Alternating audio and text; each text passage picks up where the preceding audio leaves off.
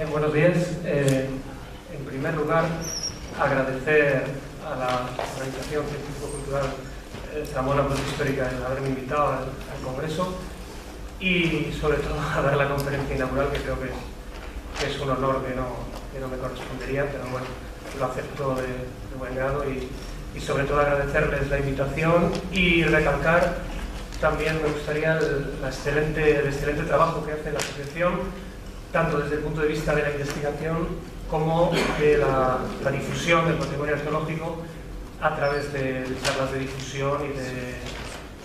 y de la organización de congresos como este, en el que acuden pues, los principales investigadores a nivel peninsular sobre el tema. También el que se celebra hace año y medio aquí mismo en Zamora sobre fortificaciones en la antigüedad, y otro tipo de encuentros destinados más a jóvenes, como los que ha habido ya tres sesiones en los últimos años. Y pues eso, como recalcar la excelente labor que están realizando de cara a la difusión del patrimonio. Bien, entrando ya en mi exposición, la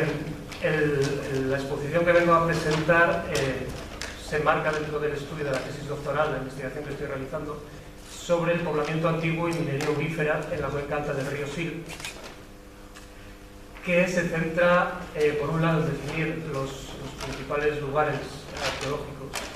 los sitios vinculados desde la primera edad del hierro hasta época romana, y en segundo lugar tratar de determinar los cambios que se producen en el poblamiento, en la explotación del territorio, en la reorganización de este poblamiento, principalmente en relación con las explotaciones de oro en toda esta zona de la cuenca alta del río Sil. Bueno, en este congreso, evidentemente, me voy a centrar en la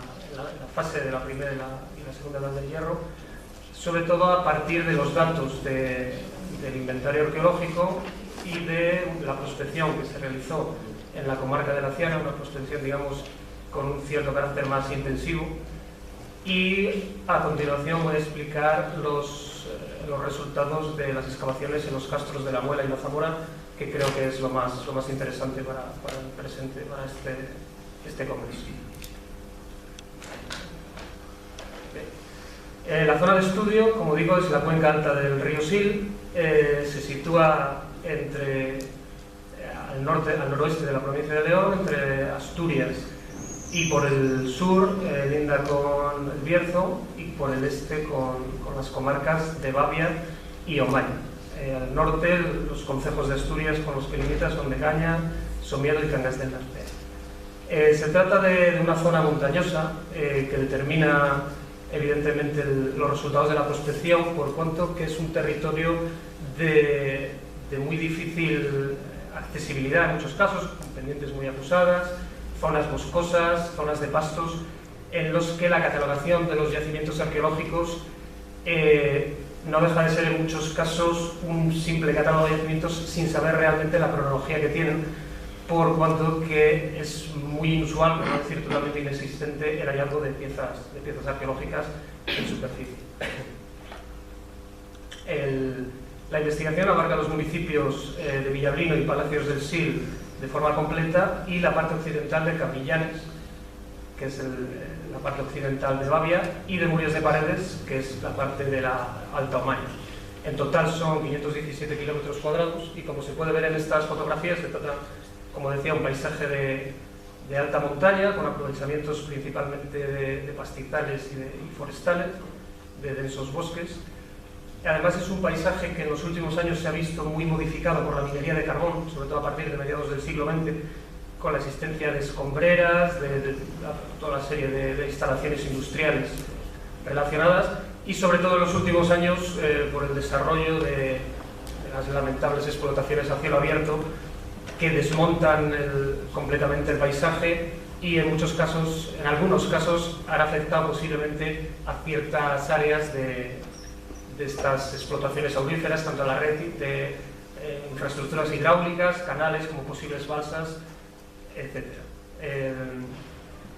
Se suele considerar, en la bibliografía se suele hablar de esta zona como una zona de tránsito que está sujeta a influencias distintas, tanto desde las distintas culturas castreñas del noroeste como a influjos de la meseta, y de hecho la cuenca alta del río Sil es una zona de divisoria de aguas entre la cuenca del Narcea al norte la propia la cuenca del Sil, Miño, y hacia el sur y hacia el este la cuenca del Duero, a través de los ríos Luna y Omaña, que acaban formando el Órbigo, y de aquí al Esla, etc. Por lo tanto, vemos como es una zona que se podría considerar como abierta a influjos de distintos ámbitos geográficos. Bien, este es un plano de distribución de los asentamientos castreños, son los puntos rojos, que están catalogados tanto en la zona de estudio como en las inmediaciones. Tenemos además al norte el punto rojo que se sale un poco de la zona de estudio, es el Castro en el Chamardal, en Somiedo, y tenemos otros dos en el municipio de Murias de Paredes, otro en Quintanilla de Babia, y luego los 14 asentamientos castreños que están catalogados en los municipios integrados en el estudio. Los puntos amarillos hacen referencia a los posibles antecedentes de este poblamiento castreño, como son dentro del ámbito del estudio, en el extremo occidental, una necrópolis megalítica, un campo de túmulos, y otros dos yacimientos que ahora voy a comentar, que podrían consistir en esos precedentes del poblamiento castreño atribuibles al bronce, en general a la edad del bronce. Bien, como estoy diciendo, es la necrópolis megalítica de la Viga al Palo, en Cambrils de Arriba. Se trata de una zona de pastos, una comunicación natural entre la actual Asturias y León, a caballo entre ambas cordilleras, en la que se ha detectado hasta una decena de estructuras tumulares, alguna de ellas realmente su catalogación no deja de ser un poco dudosa, a lo largo de 1,5 kilómetros. Por otro lado, el Pico Surcastro, en Quintanilla de Babia, en la que es una zona que está apenas a 2 kilómetros hacia el este de nuestro ámbito de estudios, se sale ligeramente, y que, según los datos que obran en el inventario provincial, se localizó un conjunto metálico y lítico de hachas pulimentadas y varios útiles de bronce principalmente, que se han atribuido también al bronce medio. Y por último, el ídolo de Rodicol. Este es un hallazgo que se produjo hace ya muchos años en el municipio de Murias de Paredes, al arar una tierra de labor, y es en piedra basáltica, es una escultura con cierto carácter antropomórfico, y que también Martín Alvaro Valls, que se construyó hace ya muchos años, también este tipo de esculturas suelen centrarse en esta época del bronce antiguo o bronce medio. Bien, esto en lo referente a estos posibles antecedentes en la zona, este poblamiento precedente que anticipa de alguna forma ya el establecimiento, la definitiva sedentarización que marcan los asentamientos castreños. Bien, uno de los principales problemas de cara a establecer cronologías, evidentemente, es que a partir de proyectos de prospección, simplemente de prospección de superficie, en zonas de alta montaña, en la que hay prácticamente son inexistentes las tierras de labor, el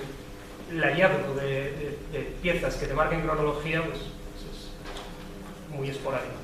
De tal forma que el encuadre cronológico de ciertos yacimientos puede realizarse a partir de otro tipo de evidencia, como puede ser la existencia de grandes fosos realizados con fuerza hidráulica, con la misma tecnología que se utilizaba para las cortas mineras, y que nos puede indicar estas cronologías romanas. De todos modos, también es cierto que el hecho de que un castro presente estas evidencias no significa que ese castro no tenga una ocupación anterior. Por lo tanto, el hecho de que podamos llegar a intuir que tiene una ocupación romana no significa que el origen de estos castros pueda ser anterior. También en otras ocasiones suelen situarse muy cercanos a explotaciones mineras de oro, incluso a la red de canales, con topónimos muy cerca de los castros, como pueden ser los canales o la senda de la Antigua, que son topónimos que suelen hacer referencia a este tipo de infraestructuras hidráulicas. Tenemos varios ejemplos, como el Cueto Farrapas entre Villablino y Palacios, la cabeza del Castro en Palacios, donde de nuevo un gran foso individualiza el asentamiento castreño del resto del Espigón, y aquí también existe justo por encima del Castro el topónimo Los Canales. O bien el Otero, en Radal de Arriba, en Villablino, donde es un cerro alargado en sentido norte-sur, con un profundo tajo que secciona el Castro por la mitad, y que se conoce entre los habitantes de la zona como el Cabén o la Cabén. Este foso que consideramos también que debió realizarse con fuerza hidráulica. Y sin embargo, otro tipo de asentamientos parece que pueden responder a una serie de características que se vienen postulando para los asentamientos prerromanos. Estos son ciertos castros que parece que se vinculan más a zonas de vega, se sitúan en promontorios que no tienen una gran preocupación defensiva, sino que parecen más vinculados a la explotación agrícola del territorio, y que, debido a esta posición menos preeminente, tiene que acompañarse de mayores obras antrópicas, digamos, artificiales de defensa. De nuevo, vuelvo a decir lo mismo, tampoco son son unas cuestiones que nos hagan establecer con precisión la cronología de los castros, y no deja de ser especulaciones o al menos ciertos indicios. Puede ser el castro de Oraño en este sentido, en Villablino, el castro de Palacios del Sil, que se sitúa prácticamente enfrente del que veíamos antes, de la cabeza del castro, apenas a una distancia de 1,5 kilómetros, ambos en la margen derecha del Sil y con un arroyo que por el medio. O también el castro de Mataravilla en Palacios del Sil, y a este se podría añadir otros, como el castro de Robles también en Villablino. Bien, sin embargo, los datos que puedan derivar de las prospecciones, como digo, no dejan de ser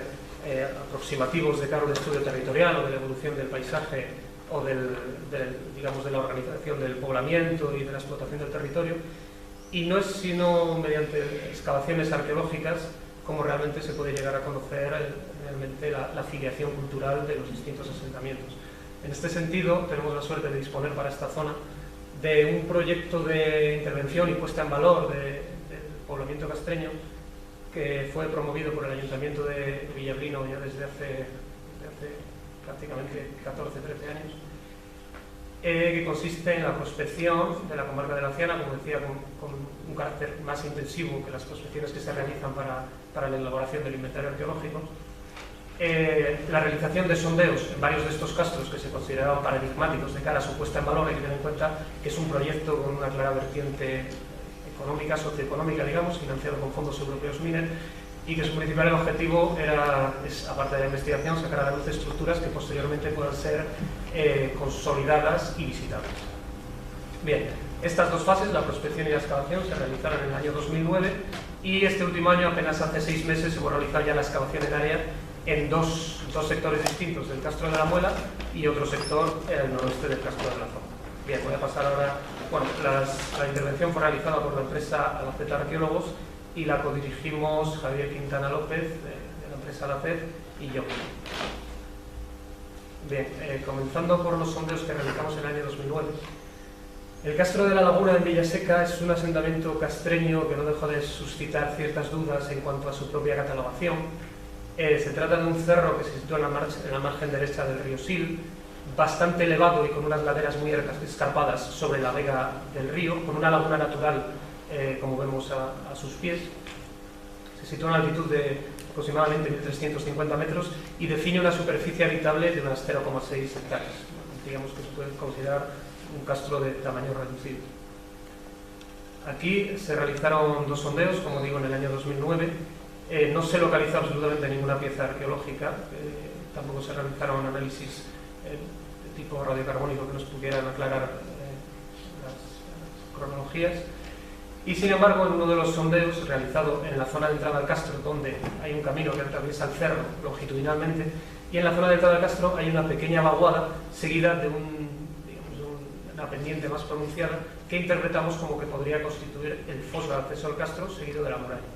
Bien, precisamente en esta zona, vemos en la imagen, fotografía de abajo a la izquierda, apareció los restos de lo que podría ser una estructura defensiva muy arrasada, prácticamente la primera hilada dispuesta sobre el nivel geológico, un nivel geológico que parece que está alterado, que parece que se ha hecho un ligero rebaje, un escalón para situar, para colocar encima de estos bloques, y vemos en la imagen de la derecha, a continuación, hacia el noreste, la caída del foso. De todos modos, es el único indicio que podría haber de estructuras arqueológicas en el castro, y bueno, después de esta intervención, a raíz de las dudas que teníamos en cuanto al carácter arqueológico del lugar, bueno, pues decidimos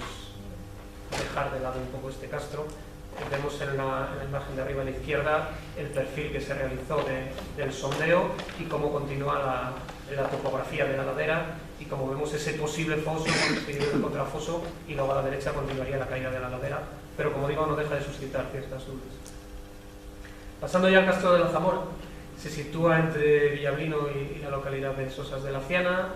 en la horquilla que forman el río de Sosas y el río Sil, en la margen derecha del río Sil. Se trata de un cerro con una superficie habitable de unas 4 hectáreas, este ya sí que de bastante mayor entidad, y que tiene un control visual muy importante de todo el valle de la Ciana, desde la entrada del río Sil, desde la comarca de Bavia, hasta prácticamente la salida en dirección a la comarca, al antiguo concejo de Ribas del Sil. Se trata, por lo tanto, de un modelo, digamos, que busca esa permanencia en el paisaje, ese control visual, y se sitúa relativamente a una distancia de unos 300 metros de elevación, no, un poco menos, 200 metros de elevación respecto a la vega del Sil. Sin embargo, aparecen en la ladera, a una distancia menor, una serie de tierras que se podrían haber utilizado como territorio de explotación agrícola del Castro, no necesariamente la vega del río Sil en la parte baja, sino un poco más cerca del Castro. Bien, aquí en la campaña de 2009 realizamos 3 sondeos arqueológicos en distintos puntos del Castro. En el sondeo 1, ves la imagen de abajo a la derecha, se localizó un tramo de la muralla, que es la estructura que aparece al fondo. Aquí es la zona del Castro donde en prospección se podía localizar mejor ese trazado de la muralla correspondiente a la zona alta del Castro. En prospección se vieron distintas líneas de murallas y fosos, y lo que tratábamos de detectar aquí era esa línea de muralla en el tramo sureste de la Acrópolis del Castro. Y como vemos, apareció una muralla realizada con bloques de pizarra y cuarcita, superpuesta a un hoyo, por lo tanto nos está marcando ya 2 fases de ocupación, y con una estructura de hábitat en primer término que se asociaba a un suelo de arcilla y que parece que deja un pasillo, deja un área sin construir entre la estructura de habitación y la propia muralla. El sondeo 2, que se realizó ya en la zona interior, deparó el hallazgo de este cuchillo afalcatado de hierro, que tiene, bueno, parece que tiene paralelos en el área de Seteña, tanto en la primera como en la segunda del hierro, y se localizó en el interior de una cubeta, de una estructura subterránea de importante tamaño. Y por último, el sondeo 3, aquí bueno, se realizó en una zona donde, en el otro extremo del Castro, en el extremo noroeste, donde también parecía que la topografía marcaba una posible caída, lo que podría ser otra posible línea de muralla, la que cerraría, en consonancia con la detectada en el sondeo 1, la que cerraría el perímetro completo del Castro. Y aquí, en un sondeo de apenas 2 por 3 metros, localizamos 2 líneas de muralla, que es la imagen que tenemos a la izquierda arriba,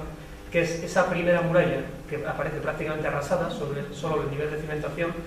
apoyada en el nivel geológico, y vemos a la derecha, prácticamente coincidiendo con el perfil del sondeo, otra muralla que se apoyaba en el nivel de tierra que estaba cubriendo, que estaba amortizando la estructura original. Por lo tanto, aquí estábamos viendo ya dos fases, 2 murallas con un trazado, como vemos, que ya se intuía que era totalmente distinto, y este sondeo nos dio pie ante el interés de estos restos. Bien, esto corresponde ya, como digo, a la excavación que hemos realizado este último año,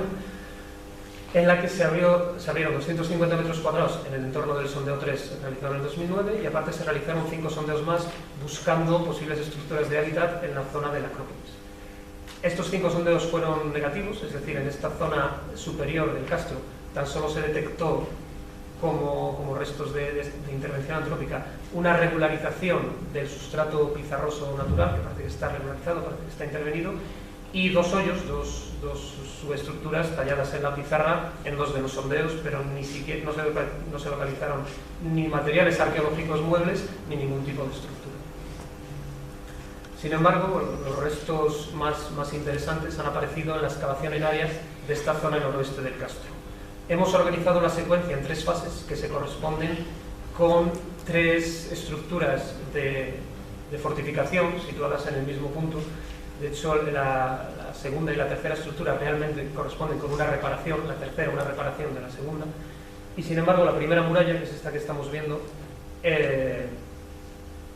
parece que es una estructura totalmente distinta. Está realizada, como vemos en las imágenes, conserva un alzado máximo de 90 centímetros, está realizada con lajas de pizarra que parece que forman un doble paramento, un relleno interno, y tiene una disposición un tanto, digamos, podría considerarse extraña, por cuanto que no sigue la curva natural, la topografía del terreno, sino que remonta a la ladera y parece que realiza una esquina, no sabemos si en ángulo recto, pero al menos un cambio de trazado bastante acusado, en la zona en la que posteriormente se construyó otra muralla, y por lo tanto no podemos saber exactamente cómo se articulaba en esta zona. Esta primera muralla se asocia a una serie de hoyos excavados, esta primera fase de ocupación, se asocia a una serie de hoyos excavados en el nivel geológico que constituyen tanto hoyos de poste como estructuras negativas que hemos interpretado como de almacén. El análisis hemos localizado en una de estas estructuras negativas semillas de cereal, y el análisis radiocarbónico de estos restos nos ha dado una fecha radiocarbónica calibrada 2 sigma con un 95% de probabilidad entre el 780 y el 520 a.C. Por lo tanto, bueno, hemos establecido una primera fase de ocupación para el castro de la Zamora que podría remontar a finales del siglo VIII, por cuanto que la superposición en algunos casos de hoyos que se cortan unos a otros nos habla quizás de un periodo de esta primera fase relativamente prolongado. Y esta fase final de esta primera ocupación, que viene marcado por la amortización de estas estructuras negativas, que podría situarse a finales del siglo VII a.C. Una segunda fase en este sector noroeste del castro de la Zamora viene definida por una remodelación total de las estructuras defensivas, que ahora sí que parece que se adaptan ya más a la curva de nivel, a la topografía del noroeste del castro, que va cerrando, como vemos, ligeramente curvando esta zona noroeste. La ocupación de esta muralla implicó tanto el arrasamiento, posiblemente ya se habría desplomado la primera muralla, pero su arrasamiento y la disposición de echadizo de tierra sobre la que se construyó esta segunda muralla, que por tanto no baja a cimentar en la roca en el firme, sino que se asienta, por un lado, en la estructura fortificada anterior y en el resto del trazado sobre un nivel de tierra. Vemos cómo tiene el inicio de unas escaleras en la zona central intervenida. En este caso el aparejo parece distinto, ya es una construcción tabular, de lajas de pizarra bien careadas y más o menos regularizadas, que recuerda mucho a la muralla de la Muela, que veremos después. En la imagen de abajo a la derecha se corresponde al nivel de piso vinculado a esta segunda muralla, y esas lajas se corresponderían con el desplome de esta segunda muralla sobre ese nivel de piso. Esta fase la hemos establecido en torno a, posiblemente desde principios del siglo VI hasta finales del siglo V, por una nueva datación radiocarbónica que tenemos, vinculada a una zanja de obra que se asocia a la tercera muralla. Por lo tanto nos estaré marcando el desplome y la remodelación o la reparación de esta segunda muralla, y por lo tanto esta fecha lo que nos marca es la bisagra entre la segunda y la tercera ocupación. Esta otra fecha radiocarbónica, el intervalo que nos marca es un porcentaje del 95%, es un intervalo un poco más amplio, entre el 750 a.C. y el 400, y sin embargo dentro de estas fechas parece que el intervalo de mayor probabilidad se sitúa en la fase final, en torno, como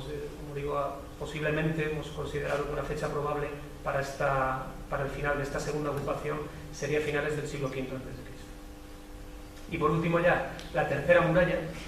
como digo, parece que consiste simplemente en una remodelación, en una reparación. Es muy probable que esta segunda muralla se desplomara hacia afuera, hacia el exterior. La ladera se hace muy pronunciada en esta zona del castro, y es muy probable que el desplome de la estructura ocasionara que cambiara ligeramente el sistema poliorcético, digamos, con la disposición de una terraza, de un bancal de piedras, que es la imagen que vemos abajo a la derecha. Al exterior de la muralla vemos que esta tercera muralla no presenta una cara regular al exterior, y por lo tanto consideramos que en este sentido se pudo disponer un terraplén de tierra y piedras al exterior para ejercer de contención y para evitar el desplome, tal y como sucedió con la segunda muralla, el desplome de la estructura hacia el exterior. En la imagen de la central podemos ver esa zanja, no sé si se intuye un poco a la izquierda, una zanja que hemos interpretado como la zanja de reparación en relación con la construcción de esta tercera muralla, y es donde se localizó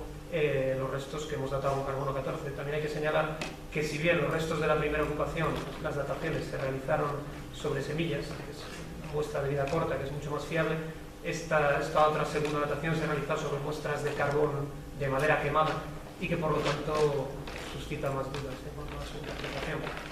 En la imagen de la izquierda vemos ya el conjunto de las tres murallas. En primer término, la correspondiente a la tercera fase, inmediatamente debajo y a la izquierda esa segunda muralla que estaría a la vista también en la tercera fase, simplemente que parcialmente arrasada y con la tercera estructura.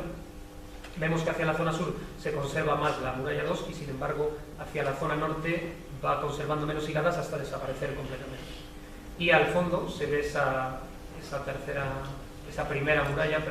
con un trazado ya totalmente distinto. Y bueno, para que quizás de forma un poco más didáctica, para que veamos esto que estoy explicando, estas son unas imágenes que hemos incorporado para el discurso museístico del centro de interpretación que se ha construido en la localidad de Río Oscuro, y vemos un corte, un perfil ideal desde una perspectiva desde el norte, correspondiente a la última fase de ocupación de la Zamora, en la que vemos la muralla en morado, la muralla inicial que hemos establecido en torno a inicios de la primera edad del hierro, con esas estructuras negativas excavadas en esos hoyos los hoyos de poste excavados en el nivel geológico,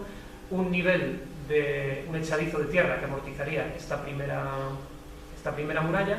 la segunda estructura en rojo, que tras su desplome fue reconstruida y ya vemos con esa tercera muralla, con el bancal de piedras al exterior y posteriormente el echadizo, ese terraplén de piedras y tierra. Y una visión ideal, una reconstrucción de cómo sería el castro a partir de los datos que hemos recabado tanto en las excavaciones de las distintas zonas de la muralla como de la prospección y de la topografía del castro, en la que vemos las distintas plataformas de hábitat que tiene el castro de la Zamora y las distintas líneas defensivas. Sobre todo se aprecian en la zona norte, donde se observan en la empinada ladera que tiene el castro 3 líneas sucesivas de fosos y de murallas. En cuanto a la cultura material, realmente es muy escasos los restos que hemos podido encontrar, hemos podido recoger en estos 250 metros cuadrados de excavación. Las cerámicas son apenas 35 fragmentos. Se trata de cerámicas a mano, con pastas relativamente decantadas y tratamientos bruñidos o espatulados en los que están totalmente ausentes las decoraciones. Por lo tanto, nos hablan de unas producciones que podrían parece encuadrarse perfectamente en la primera edad del hierro, y sin embargo, dentro de la segunda edad del hierro no se observan diferencias en estas producciones, por lo tanto parece que hay un continuo, digamos que las producciones de la segunda edad del hierro constituyen un epígono de los de la primera, porque como ya digo, en la segunda edad del hierro parece que se generalizan las decoraciones y sin embargo aquí están totalmente ausentes. Y bueno, otras piezas presento aquí, una arandela en una aleación de cobre, que puede ser una cuenta de collar, una pequeña plaquita de bronce, restos de manteado de barro con improntas vegetales que nos hablan de los alzados de estas cabañas que serían el tipo de construcciones de materiales perecederos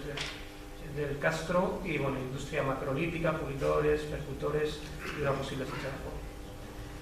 Y pasando ya al último de los castros que hemos intervenido, el castro de la Muela, quizás es el más conocido de la zona. Aquí se realizaron intervenciones ya desde los años 70, un equipo de la Universidad de Salamanca dirigido por Francisco Jordá. La intervención que se realizó en estos años 70 permanece inédita, no se publicó nada y lamentablemente los materiales se perdieron, estaban custodiados por un ministro de la Universidad de Salamanca en la facultad y se perdieron en el transcurso de un traslado, y por lo tanto nada sabemos de los resultados de estas excavaciones de los años 70, a excepción de un artículo publicado por una persona de Villablino en una revista local, por un erudito, y en la que se habla de materiales que remiten tanto a época prehistórica como a época romana, y bueno, que constituían la base, digamos, de la idea que teníamos nosotros de lo que podía aparecer en el castro antes de nuestra intervención. La campaña realizada en 2009 consistió en la realización de 2 sondeos. Las antiguas excavaciones habían dejado a la vista varios tramos, tanto de muralla como de cabañas al interior, y por lo tanto aquí digamos que veníamos más a tiro hecho sobre dónde podían aparecer estructuras de cara a su posterior consolidación y puesta en valor. Una de las zanjas, la realizada en uno de los sondeos, el realizado de la muralla, deparó el hallazgo de este tramo de muralla. Aquí tuvimos relativa mala suerte porque nos quedamos a 10 centímetros de documentar el contacto entre 2 tramos de módulos, que es lo que hemos visto en esta última campaña, y por lo tanto simplemente creíamos que era una muralla continua por lo que se podía ver, con una anchura de unos 2 metros y un alzado de 1,80 m. La excavación realizada en el interior, el sondeo realizado en el interior, deparó la documentación de una estructura ortogonal, que esta sí que era claramente atribuible a momentos de romanización al Alto Imperio. Sin embargo, como indicio de esta ocupación prehistórica en el Castro de la Muela, tenemos también una única pieza, una cerámica bruñida y realizada a mano, que es la que tenemos ahí. La intervención que hemos realizado en el verano pasado consistió en la excavación de 480 metros cuadrados en un tramo de unos 45 metros de longitud en la zona sureste del Castro, lo que consideramos que es la zona de entrada en época romana al Castro, más 250 metros cuadrados en el interior, ampliando ese sondeo que habíamos realizado en el 2009. Aquí tenemos la topografía del Castro, se puede ver perfectamente en la parte baja de la imagen hacia el sur el foso que separa el Castro de la Muela del resto de ladera hacia arriba, tanto al noreste como al noroeste es el propio río Sil y las fuertes laderas las que delimitan el poblado. Y en azul tenemos el posible trazado de la muralla en línea continua, donde parece que se ve que es más fiable, y en el contrazado discontinuo lo que hemos podido reconstruir de trazado de posibles fortificaciones a través de la topografía, y parece que podríamos estar ante dos plataformas distintas o con al menos un antecastro y una zona más alta de ocupación. Bien, aquí parece que hemos organizado la secuencia que hemos detectado en tres fases. Estas tres fases se corresponden a la zona de la muralla, por cuanto que la excavación realizada en el interior remite a una única ocupación de época romana altoimperial. En la zona de la muralla tenemos una etapa prerromana que consideramos que se puede llevar hasta finales de la Segunda Edad del Hierro. A continuación, una etapa romana altoimperial en la que se produce una reconstrucción completa de la zona alta de las murallas, en la que se transforma esa muralla antigua de módulos en un tramo mucho más amplio que luego vamos a ver y de mayor porte, y esta ocupación que se centraría desde principios, mediados del siglo I después de Cristo hasta posiblemente finales del siglo II, y que estaría en relación con la puesta en marcha de las explotaciones de oro en toda la zona del Alto Sil. Y por último, una posible fase tardía que creemos que puede ser posromana, puesto que no han aparecido materiales claramente cuadrables en época tardorromana, han aparecido sigilatas tardías, otro tipo de materiales, y bueno, consideramos tardío que podría ser época visigoda o quizás época tardoantigua, alto medieval. Bien, me voy a centrar en los restos de esta ocupación prerromana. Aquí tenemos el plano final de las excavaciones, con esa muralla de módulos a la derecha, y la estructura que se ve, la estructura imponente que se ve a la izquierda, corresponde a la reconstrucción realizada a la llegada de los romanos. Todas las estructuras que se ven al norte, a lo que sería el interior del poblado, se corresponden con los niveles basales de la estratigrafía y con estos restos de estos indicios de la ocupación prerromana, de la ocupación indígena en el Castro.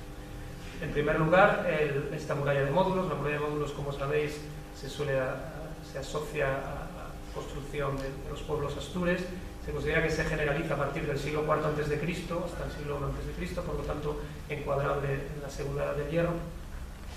Aquí vemos que se ha sumado un tramo de unos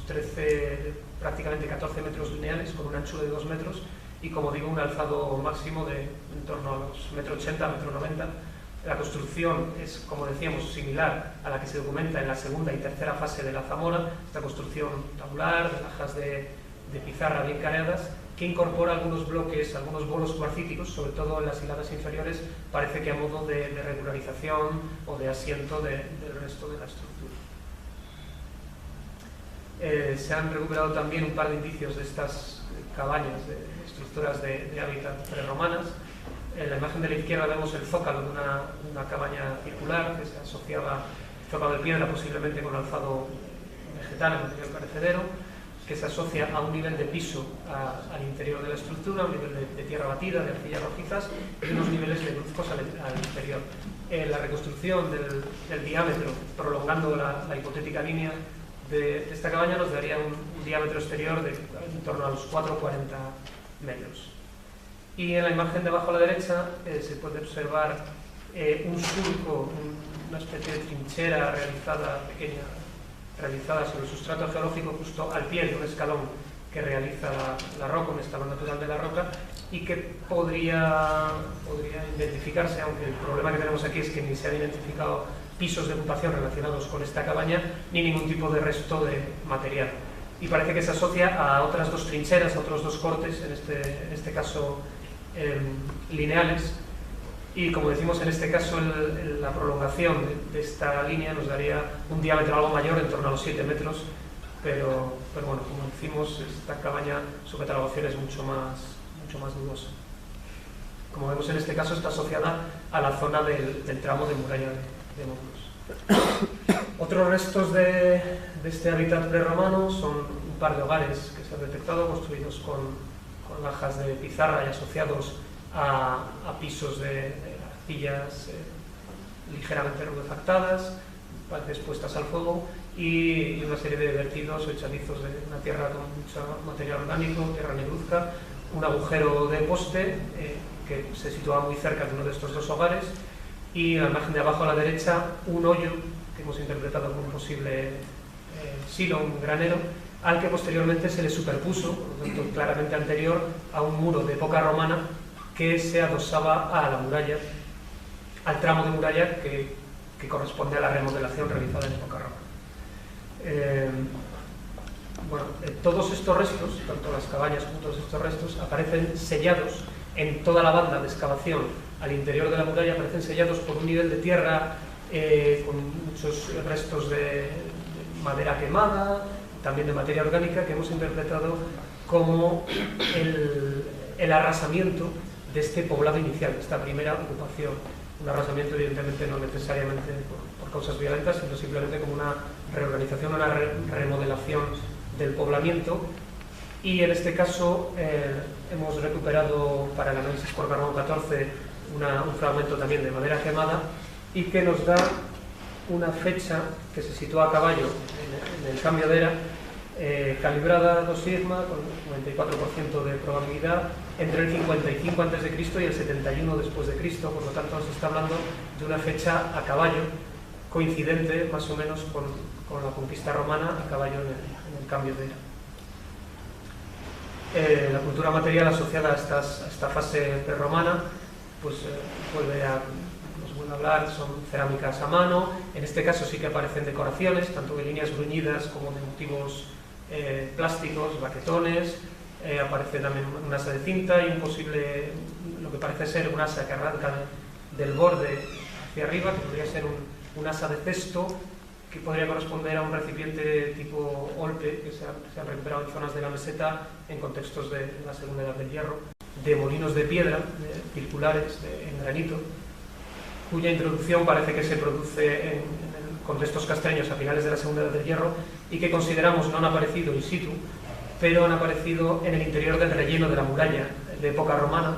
Por lo tanto, creemos que quizás correspondan a esta fase Stur, posiblemente reaprovechados como material constructivo de relleno en el interior de la muralla. Y ya voy a hablar muy brevemente de fases posteriores de la muela. Se sale del ámbito temático de este congreso, pero muy brevemente, simplemente este tramo de muralla que vemos arriba a la izquierda, se trata de una ampliación de la muralla de módulos en todo el tramo superior, de en torno a los 30 metros de longitud por 7 de anchura. Realmente es una estructura que podríamos considerar monumental, de representación, quizás con un uso comunitario, que daría lugar a una plataforma superior de en torno a los 200 metros cuadrados, que consideramos que podría haber tenido, quizás, es una posible interpretación, un uso comunitario, un uso relacionado con ciertas digamos, actividades de tipo comunitario que se realizarán en el castro ya en época romana, con esa escalera de acceso que vemos al interior. En la imagen justo inferior vemos una estructura que hemos localizado al interior del castro, una estructura ortogonal que hemos interpretado como un almacén. Es realmente significativo que al interior del castro no hayan aparecido ningún tipo de resto, ni de estructura, ni de materiales prerromanos, y esto nos podría hablar de que quizás la ocupación en el castro de la Muela responda a una fase tardía dentro de últimos momentos dentro de la Segunda Edad del Hierro, quizás cerca ya del periodo de romanización, por cuanto que las estructuras de hábitat parece que se adaptan a la línea de la muralla, como conocéis, sucede en castros, por ejemplo, en la zona de las médulas. Y, sin embargo, al interior vemos que no aparecen estas estructuras prerromanas, lo que quizá nos esté hablando de que el núcleo original del poblado se situara en esta zona más cercana a la muralla, y la evolución del crecimiento demográfico o evolución en las construcciones del poblado quedó abortada por la llegada de los romanos, y por lo tanto estas construcciones prerromanas no llegan a extenderse hacia el norte, hacia lo que es la plataforma del que va cayendo hacia el río Sil, la plataforma del Castro. En cuanto a las material asociado a esta época de romanización, son abundantes, piezas importadas de terraplata itálica, subgálica, entre ellas algunos fragmentos de sigilata marmorata y paredes finas, que nos estarían hablando de una romanización relativamente temprana, en torno a la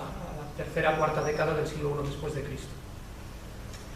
Y por último, una posible fase tardía de la que hablaba antes, que se corresponde con un cegado de la entrada al poblado en época romana, que son las dos estructuras que tenemos abajo, un cegado de esta entrada, o una remodelación, o al menos una reducción en la amplitud de la entrada, realizada con una estructura ya totalmente distinta, con bolos de cuarcita, quizás un poco más tosca, más irregular, que parece que fue realizada en dos fases. Una primera a través de una estructura lineal, con la incorporación en un segundo momento se adosa un posible bastión. Lo que pasa es que esto ya lo hemos detectado en una zona marginal dentro de la excavación y bueno, la interpretación es dudosa, pero en cualquier caso creemos que estaríamos ante una fase tardía que podría considerarse una ocupación un poco visigoda, quizás altomedieval en el caso. Y ya voy terminando. Esto se corresponde a un corte, un perfil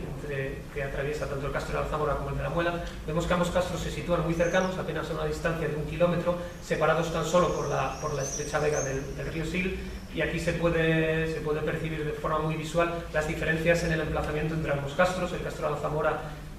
mucho más vinculado quizás a un control de todo el territorio, una visibilidad a larga distancia, y sin embargo el Castro de la Muela, situado en la vertiente umbría, el Castro de la Muela en pleno invierno, en torno al solsticio de invierno, no recibe más que una insolación directa de 2 horas, por lo tanto digamos que tiene peores condiciones de habitabilidad. Sin embargo sí que tiene buenas condiciones defensivas, por cuanto que se sitúa más cerca de la vega, pero con unas laderas más pronunciadas, y parece que se vincula más a un control visual de la vega del río Sil, es decir, más vinculado en sentido oeste-oeste exclusivamente de la vega del río Sil, y no tanto a larga distancia como puede ser el Castro de la Zamora. Lamentablemente me hubiera gustado disponer de unas muestras de análisis de polen que hemos mandado para realizar, para poder reconstruir el paisaje de la zona, el paisaje vegetal a lo largo de todas estas etapas, pero todavía no tenemos los datos, esperamos recibirlos en breve, y al menos espero poder incorporarlas para las actas del Congreso. Y ya por último, unas consideraciones finales y perspectivas en relación